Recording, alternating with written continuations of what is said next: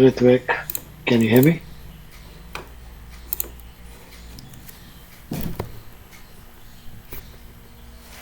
How are you? Good evening. Am I audible or not? Yes, you are. Yeah. Good evening. Good evening. How are you? Fine, sir. What about you? I'm good. I'm good. Hmm. So, you also work from home for like everybody else? Yes, actually, I am not working right now. My project got completed, so I was working in Amdocs in cloud migration program. So they released me on 4th of Feb. Oh, okay. Okay, interesting. So you're not working right now? No, I am No, okay. searching for the job. Okay. So do you already have an offer letter or is it joining date somewhere? No, I have a verbal offer, but not confirmed. But that is also third party because in Amdocs I was on a third party payroll. So that project was supposed to be completed in 2024, but it got rolled off in just 1 year. So I got jobless. No worries. It happens. We all have some kind of. So where are you right now? Where are you from? I am from Delhi, Dwarka, and I got to know that this job is in Gurgaon, so that's nearby Yes. me. Yeah. This job is in Gurgaon. So what is your day? What was your day-to-day work there? So if I talk about the Amdocs, so the client was AT&T, American Telephone and Telegraph. So they had 23 data centers and 7,000 applications. So those applications were supposed to be migrated into Azure cloud. So out of 7,000, 4,000 were selected, and the contract was distributed between 5 companies. One was Amdocs, Accenture, IBM, Microsoft, and one other. I don't remember its name. So my task was as a platform engineer was to create the resources for the production environment according to the target architecture. So every application had a target architecture, what is to be made, how it is to be implemented, and we had to discuss all those stuff with the application owner and other teams, and then deploy that code in the Terraform and push in the Azure cloud, and then deploy all the resources, be it databases or load balancer or VMs or key vaults and all those stuff. And regarding the code, we used to get those jump starter kit. So the basic code we got from the golden images from Azure itself. And after that, the VM was created, the installation part was done as per the requirement of the application. One other project was BSSC. So that was the Amdocs internal product, because Amdocs is a product based company. So that was required to be migrated to cloud. So on the daily basis, QE, we had a team in the meeting in the morning time with the QE team. They used to push their code in the Nexus. After that, they were pushed in the Bitbucket, and we were supposed to do the changes in the code and deploy using Jenkins. Which version of Terraform are you using? Version right now I don't remember. And but it was a latest version only. We used to get regular updates. Okay. So where was the Terraform state file lying? In containers. If I talk about the AWS, those will be stored in the S3, and if we talk about the Azure, so those will be stored in the Azure containers, and it will contain all the state file. So one problem was that if we delete anything manually, so the config tf state file was not aware of that, so it created a lot of problems and gave error to us. So we were directed to do everything automatically. So that's, if we are using Terraform automation, in that case nothing has to be done manually. So when your Terraform was in S3, and if you want to use Terraform, what was your step? How were you manually pulling the state file from the S3 to locally, or are you pulling it in somewhere else? No, it was in the Azure container. So basically the TF state file were there only, and it was in there were 5 environments. So we used to go in the DevOps non-prod environment. And no. What I'm asking is, how do you trigger your Terraform? If you want to update or apply your Terraform, how do you apply your Terraform? Using Terraform apply command. And okay. Yeah. So when you apply the Terraform apply command, do you do you apply from your system or do you apply from a pipeline? How do you apply it? So we used to do the changes in the Terraform. After that, we use the Git, and we used to use the Git commands and push it in the Azure repository. And Terraform files were already, TF state files were already present there in Azure. So whatever changes you need to make, you make it and you push it on your Git branch, right? On your Git repository. And from Git repository, it used to go to the Azure container. No, it from our HVD directly to Azure. We had a dedicated HVD VMware, not from our local laptop. It was not allowed from AT&T.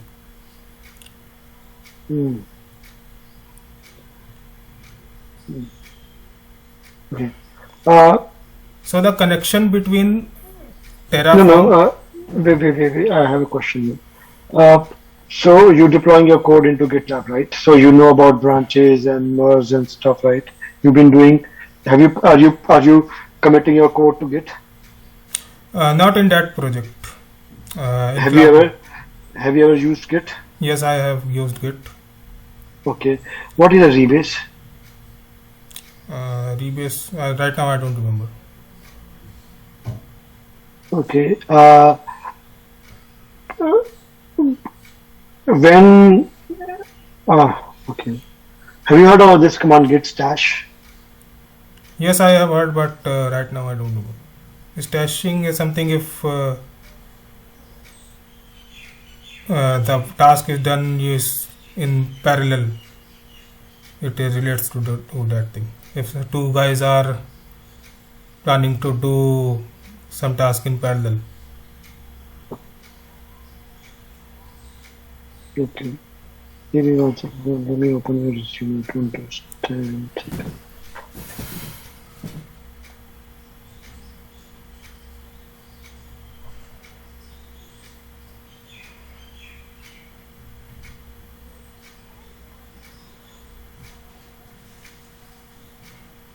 What is you? I see you have worked on AWS as well. So what is the core difference between ALB and ELB? Elastic Load Balancer and Application Load Balancer. So Elastic Load Application Load Balancer is the sub part of the Elastic Load Balancer. So there are two types of load balancer. Actually, there are three. One is Application Load Balancer, one is Network Load Balancer, and one is Classic Load Balancer. So as of now, we are using Application Load Balancer and Network Load Balancer. Based on the protocol, the traffic is load balanced, else goes as it is. So what are the things which I can achieve using ALB but not using Classic Load Balancer?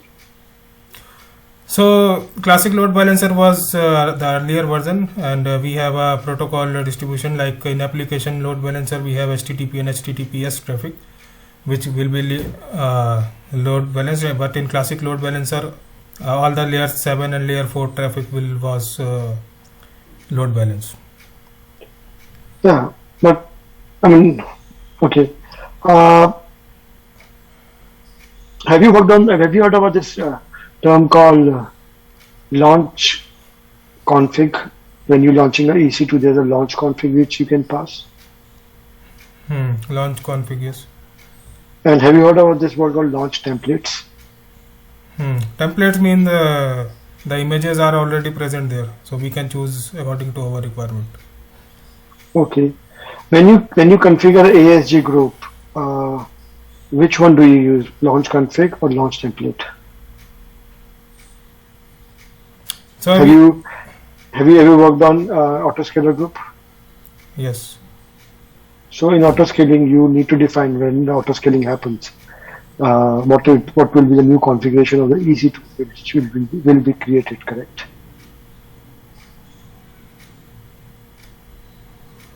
In autoscaling, if there is more load on server, so the more and more EC2 instances are created automatically. Yeah. So when those EC2s are getting created, it needs to have some kind of pre-configured configurations. Correct? What kind of OS? What kind of dependencies, what kind of ports it needs to open, and the firewall, stuff like that, right? What is the startup script it needs to have?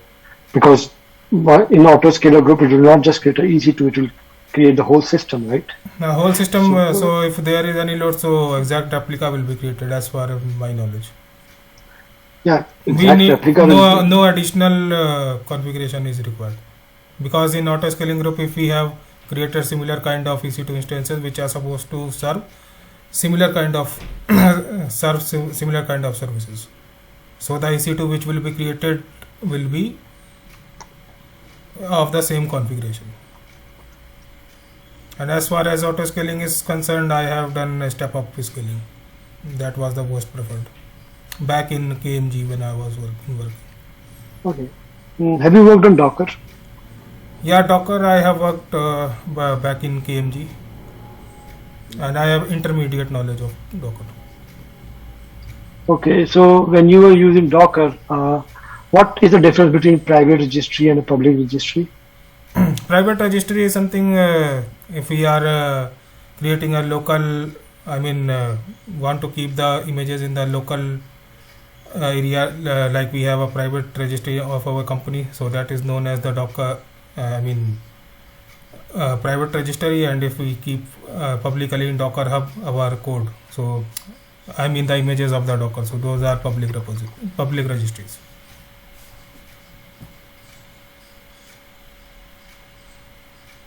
Okay, so have you used Docker Hub to pull images or to push images?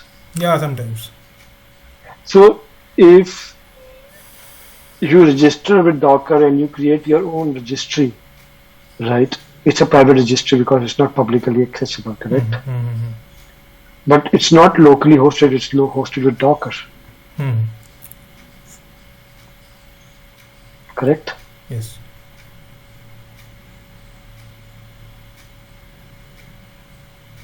Am I audible? Yes, yes. You understood my question? Yes. If I go to Docker Hub and I create my own registry by Sachin Sood, it's a private registry because only people who will pass the authentication can pull images from Sachin Sood, correct? Yes. So then it's not publicly, but it's publicly hosted. Anybody can access it. Mm. Okay, if you want to consume a private registry, how would you pass the credentials in your Docker? Any idea? Using Docker login command.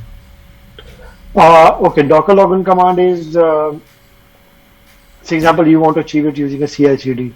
Have you ever used a CI/CD pipeline to push a Docker, to build a Docker image and push it to a ECR?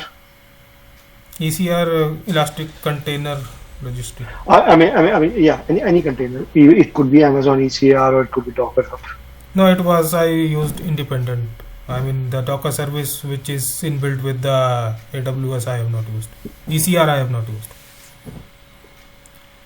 Okay. Have you used Docker in production at work? Yes, but the whole whole team was working on that, so I was a part of it because the work was divided amongst different people, not as a whole.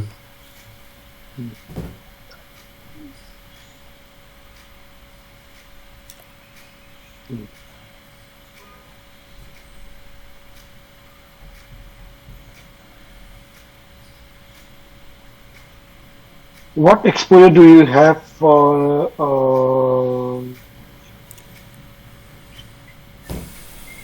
I see you have mentioned Prometheus, right? You worked on Prometheus? Yes, actually there was a team at the client side when I was working in KMG, so we have to deploy, so I was sent there on deployment. So in Prometheus is basically a monitoring tool, and the metrics which I used was the CPU.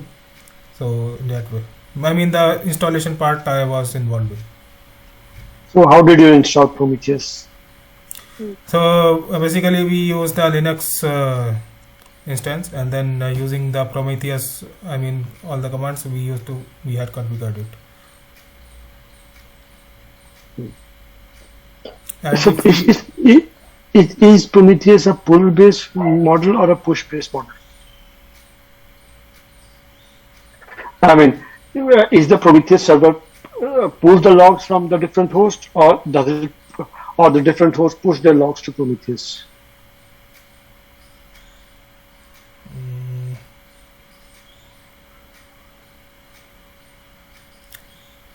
I think it's a pull based.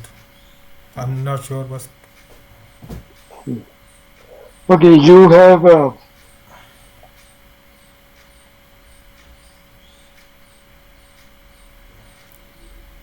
so you know about CCP and CCNP, which is more into Linux network side. Why do you want to move into cloud side? no.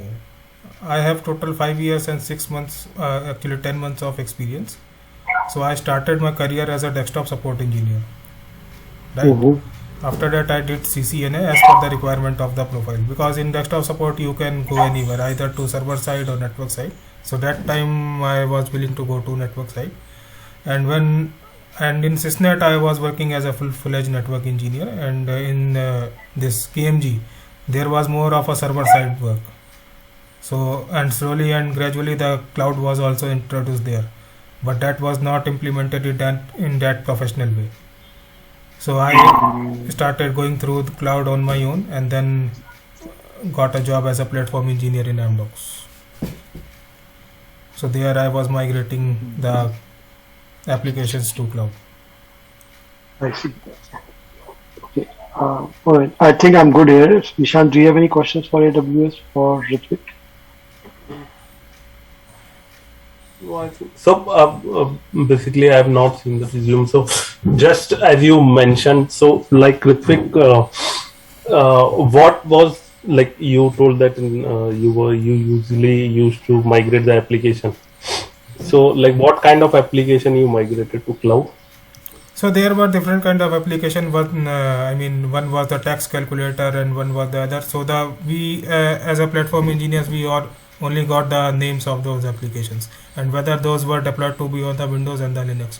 So the names of those applications were like VPNs and SITEL, EAS. So these kind of applications I had migrated, and each migration had its own purpose. Like VPNs was more of the website like thing, in which at the backend there was a database of MySQL, and in the front end it was a website kind of thing.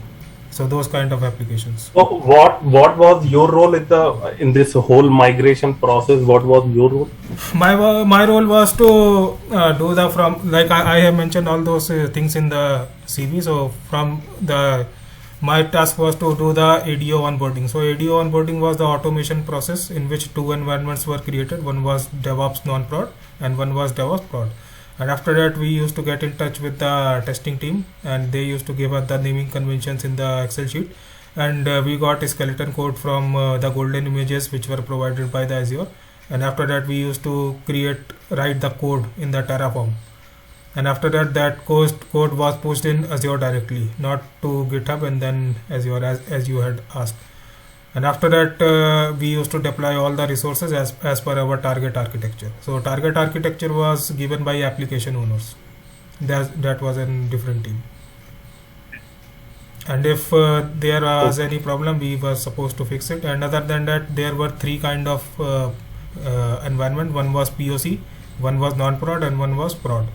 So the POC environment was destroyed once the cutover was done. Got it. I got it.